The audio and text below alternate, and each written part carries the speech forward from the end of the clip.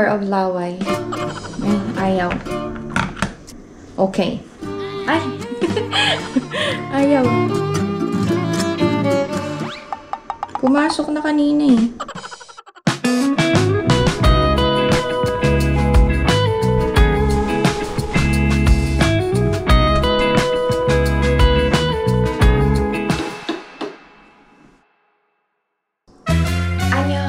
Hi everyone! Welcome back to my channel. This is Pinay Mom in South Korea and this is a day in my life.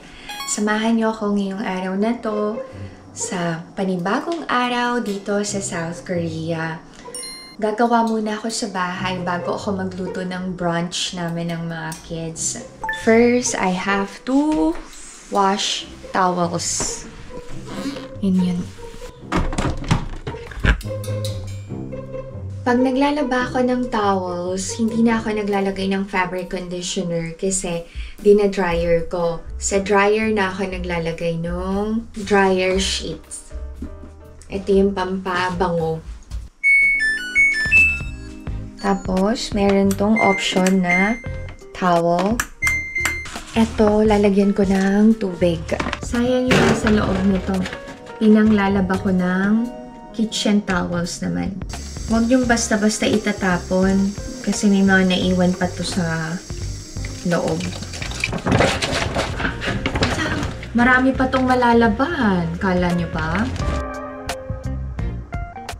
Ililipat na natin sa vase ang flowers. Mahilig ba kayo sa bulaklak? Ako, yes. Ay, ganda-ganda. No. Maglilinis na tayo ng bahay.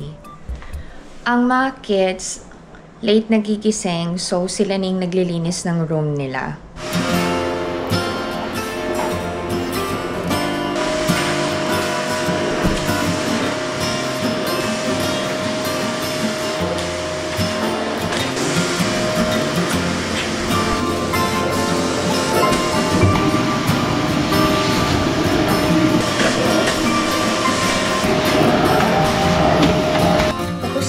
Vacuum. Palit ako ng mga basahan and seat cover. Si Izun gising na. Nag-wash. Pasukan na din ang mga kids soon. Mas pagod na naman sila.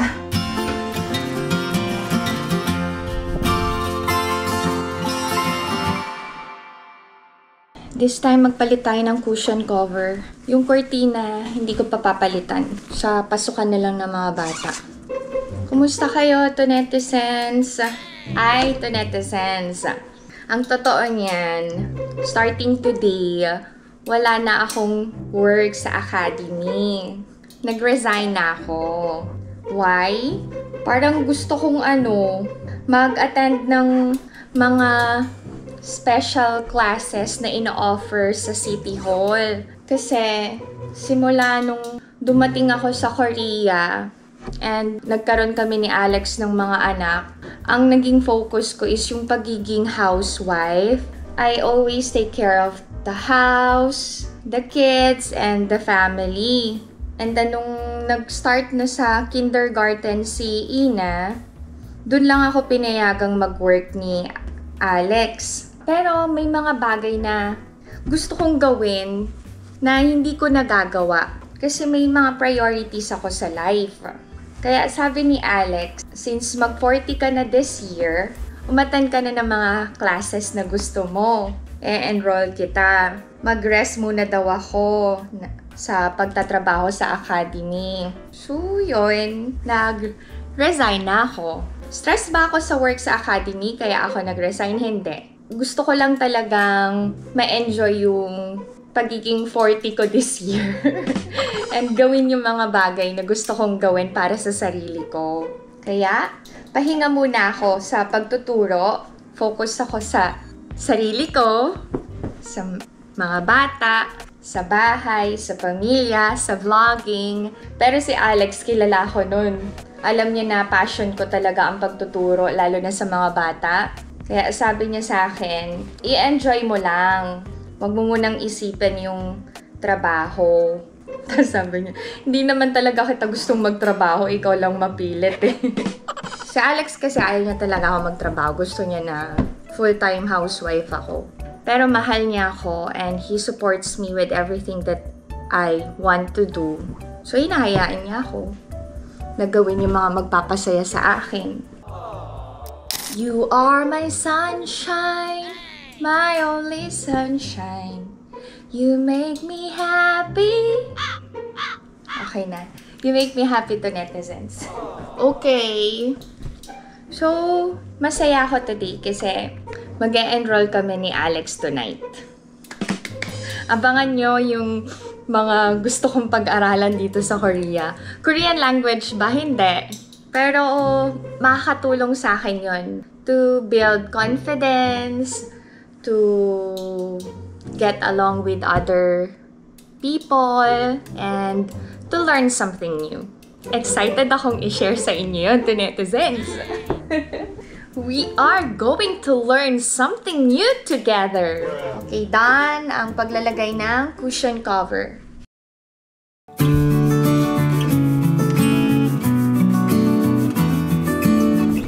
Tatahiin ko tong apron ko. Natanggal na. Power of laway. Ay, ayaw. Okay. Ay! Ayaw. Bilis na. Kailangan ko na magluto ng brunch. Pumasok na kanina eh. Okay, okay. Kayo ba, to netizens, pag may natastas, tinatahi nyo ba o tinatapon nyo na?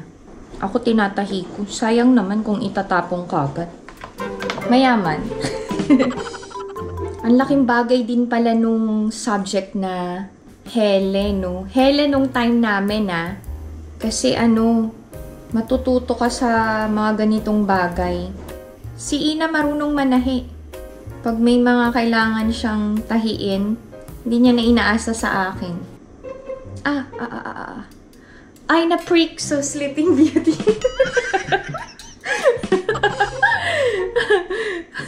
Na-freak ng needle, so kailangan ng Prince Charming.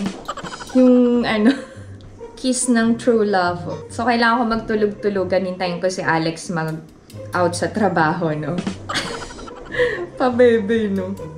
Alam nyo, ang hirap kapag Korean yung napang-asawa nyo, tapos may language barrier kayo. Kasi, hindi kayo nagkakaintindihan ng joke ng isa't isa. Kami ni Alex, alam nyo, joke na pala yun, pero di namin gets yung joke. Pero alam nyo, that makes our relationship happier. Okay na to. Natatawa ako dun sa nanay ni Tan Felix, no? Pag nagluluto siya, okay na to. Yung ang dami niyang niluluto, pero parang easy lang sa kanya. Nakakatuwa lang. Isa pa. Okay na to. Hindi, okay na. Tapos na ako sa gawaing bahay ko. Naglinis na din ako ng common bathroom. Hindi ko na pinakita to netizens. Diba? Carry na. Meeting ko na. Magluluto na ako ng brunch namin ng mga bata.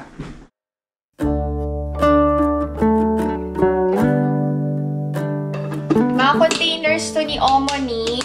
Pinaglagyan ng side dishes na pinauwi niya sa amin last time. Lipat ko na. Break muna sa pagluluto. Dry ko yung hair ni Injun.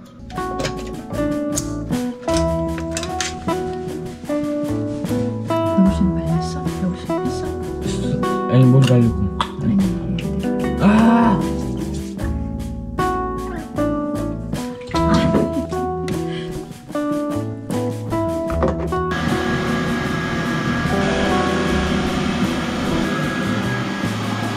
Gumagamit ako ng Dior Hair Mist.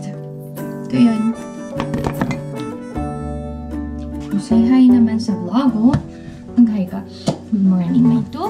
Love you. No. I love you. I love you. I love you.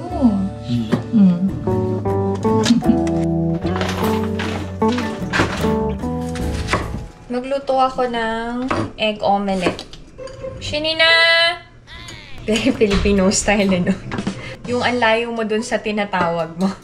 Tapos pag hindi sumagot kagad, magagalit na, no? Ba't di ka sumasagot? Eh, hindi naman naririnig kasi ang layo-layo. Ay, nako. Isa yun sa mga childhood memories ko sa nanay ko. Yung nasa baba siya ng bahay namin. Tapos nasa kwarto kami ng ate. Tapos tatawag siya, Tonet! Mares! Ganyan. Ang ate ko, bago naging Bel ang pangalan niya, Maris ang tawag namin sa kanya. Kasi si ate, Maria Isabel. So, Maris. Tapos ako naman, Mary Antoinette. So, dapat ang pangalan ko is Maton. Char lang. So, tawag nila sa akin ay Tots. Uso pa ba yung nagpapatulog ng anak sa hapon? Nung panahon namin, grabe. Hindi pwedeng hindi matulog ng hapon. Hindi ka naman inaantok, pero kailangan mong antokin. Ay, pero thank you, Nay, sa pagmamahal at pag-aalaga mo. Kung paano mo ko inalagaan, ganun din yung pag-aalaga ko sa mga anak ko. Pero syempre, may konting twist. May twist pa no? Kaya natin ng konting salt, konting pepper. Mag-isa na tayo to netizens. Ang gagamitin ko ay mixture ng sesame oil, cooking oil. Mag-isa na tayo ng sibuyas. Pwede na tayo maglagay ng bawang. Kumukulo na. Maglagay na tayo ng dumplings. Takpan natin. Lagay na natin ang kamatis.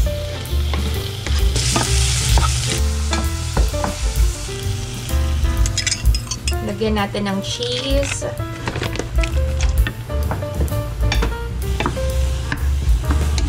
Dana ang egg. Magluluto ako ng garlic fried rice. Na-fry ko na yung garlic. Dan ang garlic rice. Filipino-Korean style breakfast kami. Magluluto ako ng sapsap. Sapsap ba tawag dito? Hindi ko alam. Ito, makatuyo.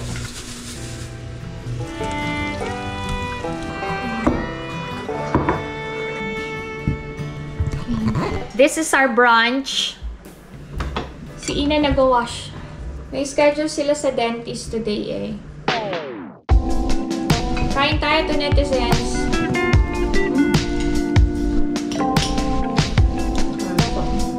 Hindi na namin hintay si Ina. Kanina ko pa siya tinatawag eh. Hindi pinaghihintay ang pagkain. Tuyo. You call this tuyo. Kinakain ba balat ng tuyo? Kinain ko yung una. Balatan ko baka hindi kinakain yung balat ng tuyo.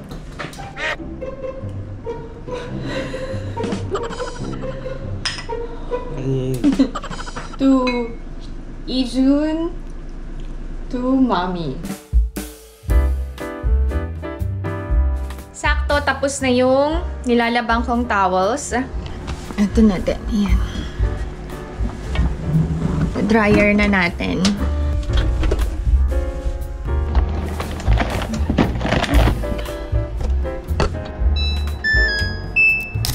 Good morning.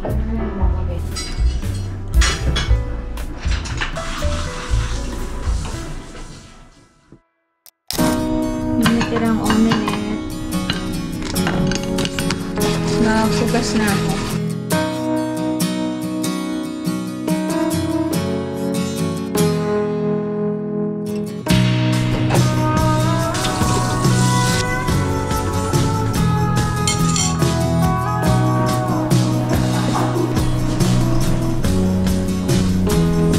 Papunta na kami ngayon sa dentist. Maglalakad lang kami. Oh, mahangin.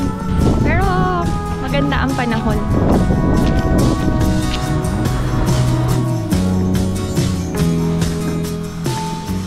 Si Ina muna yung pumasok sa x-ray room dito sa Korea. Hindi basta-basta tinitreat yung patient. Ini-x-ray muna. May bayad ba yung x-ray? Yes, lahat ng gagawin. Pero na-avail namin yung government health insurance.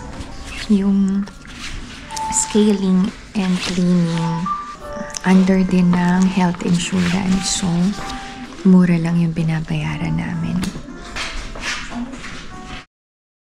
To netizens, it's very important that we take care of our teeth, especially yung mga teeth ng anak natin. Make sure na buong family regular na nagpapa-check up sa dentist. Kasi mahirap and masakit kapag merong sira ang ngipin. Lahat magsasuffer. Paglaanan nyo din ang budget, ha? Kasi sa atin sa Philippines, wala pa yatang insurance ang dentist. Correct me if I'm wrong, ha? Dito sa Korea meron. Government and private insurance. 안녕히 계세요.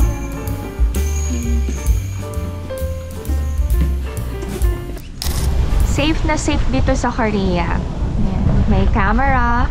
Tapos ito, charger. Yan. Ang hirap mamasyal kapag winter. Malamig. Kahit magsuot ka ng makapal, nanonood yung lamig sa katawan. Ang arte. Season off. Baka madaming naka-sale. Oh, lamig.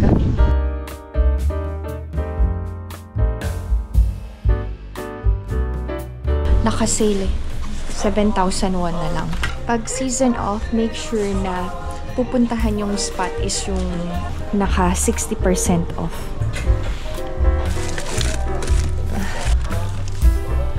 Ay, may apron. Magkano to? Manon. Ay, bili nga ako. Yung plain color lang. Naka-sale yung mga pajamas. 그럼 이거 사도 돼? medium? Medium, 알았어. Sabi ko mag-buy for her boyfriend. Naggagawan sa puti. Ang boy, hindi na makakita. Ay, nako. It feels so good na na-enjoy kong mag-shopping together with Ina and Ijun. Wow, 멋있어 아들. Wow, wow, wow, wow. Oh, Ina reaction. Oh, wow. You're so handsome. 이준아 장난하지 마. 조심해. 안녕히 계세요. 안녕히 가세요. Bibili na kami ng donuts.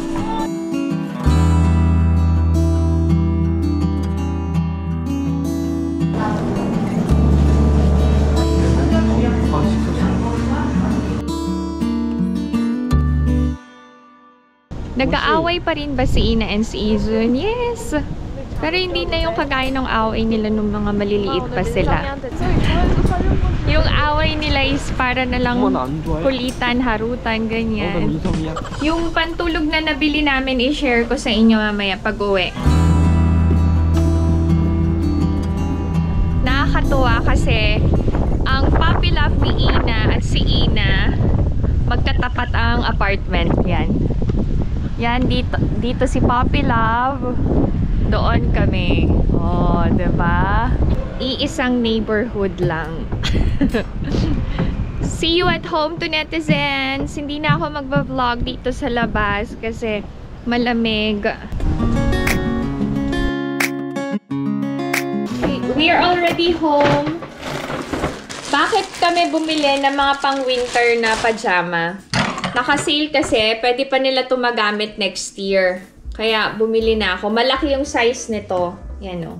Yung mga gamit nila ngayon kasi, sakto ang size. Okay, magkano to? 25,000 na lang. Itong white set. Kay Ijun to. Siya pumili ng kulay nito eh. Magagamit pa to hanggang spring. Itong navy kay Ina. Couple pajama sila ni Puppy Love niya. Small. Tapos, bumili din ako. Etong brown, 20,000 won. Ganda ng kulay. Tigisa kami ni Ina. Pareho kami. Tapos, ay, dito na lang. Nabili ko tong clear glass oven bakeware. Tsaka, pwede to kapag may special occasion, lalagyan ng pagkain. 7,000 won lang. So, ang binayaran ko lang is 154,000 won. Tapos, dumating na yung Rondo 2 na hearing device ni Ijun. After service namin. Alam nyo, pinaglalaanan namin ng budget yung hearing devices ni Ijun kasi mahal. Hindi pwedeng hindi i-maintain kasi kailangan niya to para makarinig siya. Ito yun. Rest lang, saglit. Tapos magluluto na din ako ng dinner namin para makapagpahinga na din ako mamaya. Isuserve ko na lang. Diyan lang kayo to, netizens. Rest tayo. Siesta time. Siesta. Pag nag-shopping kayo sa Korea, make sure may sarili kayong shopping bag. Kasi ang dami nang nagbago dito sa Korea. May bayad na yung shopping bags. Unlike before, libre. Pati parking and yung delivery service, may bayad na. Kaya wala nang libre sa mundong to.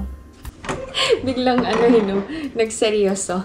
Si Ina papasok na sa academy. Bye-bye. Oh, ganda. Bago yung shoes niya.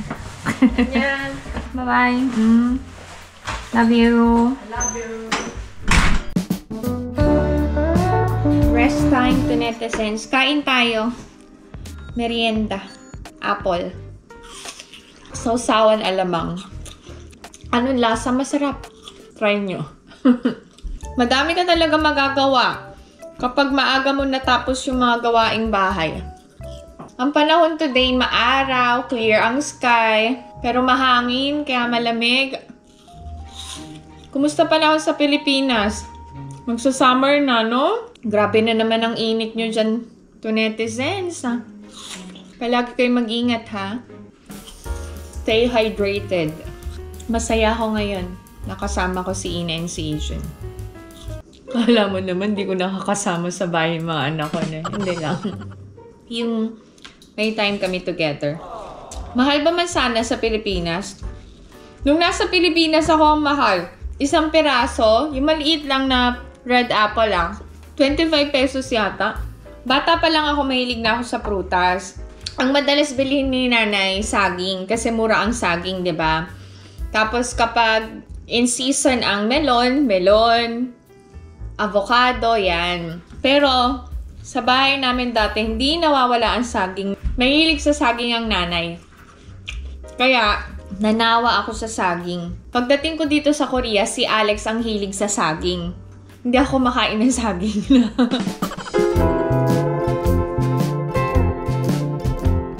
Ibabad ko na yung pork sa tubig para matanggal yung dugo. Ito yun. Pork ribs. Magagamit ko na yung glass container na binili ko sa Chaju. Leave lang natin to for an hour. Okay, magluto na tayo to netizens.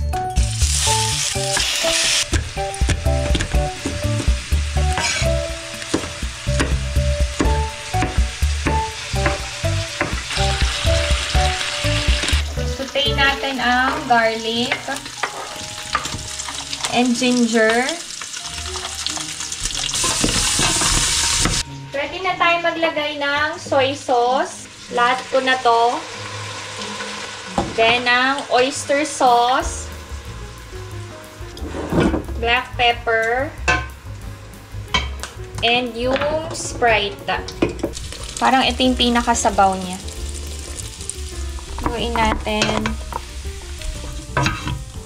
Optional ang brown sugar. Maglalagay ako para lang pampabalance. Hintayin lang nating maging tender ang meat. Nakalimutan ko mag-apron. Parang ang laki nung kasirola ko. Merienda tayo, Pop Rice. Sa mga kids, ang merienda na. Dunkin Donuts. Parang ang sarap ng ulam namin. thick na yung ano niya, sauce niya, pwede ko nang ilagay yung green and red chili peppers. May natira pa kaming kimchi stew, yun na lang yung sabaw namin. Papainit ko na lang later. Ayan. Ang OA ng sile, pero carry na. Hindi maanghang yung green chili peppers, yung red lang. Ay, sobrang perfect ng pagkakaluto ko to netizens. Okay, luto na ang aming ulam to netizens. Serve ko na lang later. Tulungan ko si Ijun sa homework niya. May class siya. Late na siya matatapos tonight. Baka kami lang ni Alex yung sabay kumain ng dinner. Okay. High five. Great job. I'm so busy. You're so busy.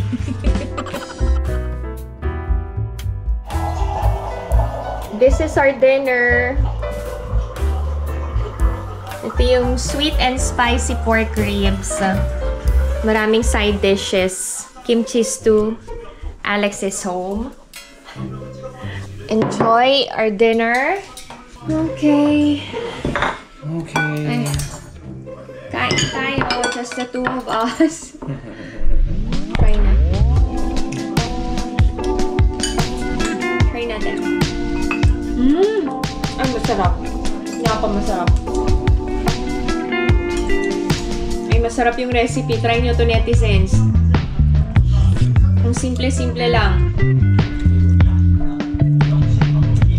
Magugustuhan din to ni Ina and Iju. Pati yung buto, malasa. Hindi na ako nagra-rice sa gabi. Ay, 할 빠야 되는데 자꾸 이런 거만 넣어주려고 하더라고. Lagi daw masarap yung luto ko paano siya magda-diet. More on, side dishes sa gabi. Gulay-gulay. Okay. Yung Papi Love ni Ina nagbigay ng kimchi fried rice, niluto daw. So, yan yung kinakain niya. Sana all pinagluluto.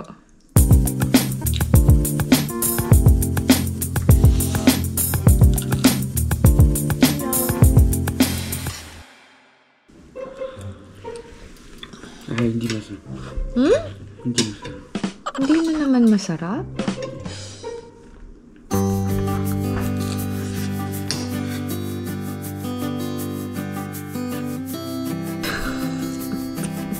Hindi masarap. Why are you so loud? I'm not loud right now. Okay, that's it. This is my video for today. I hope that you enjoyed watching. And if you're new to my channel, please consider subscribing, like, and share. hindi masarap. 날 몸 싸구리야. You say bye-bye, everyone. Come on. Stay safe. Bye. 한간 사몰리. 한간 사몰리. parang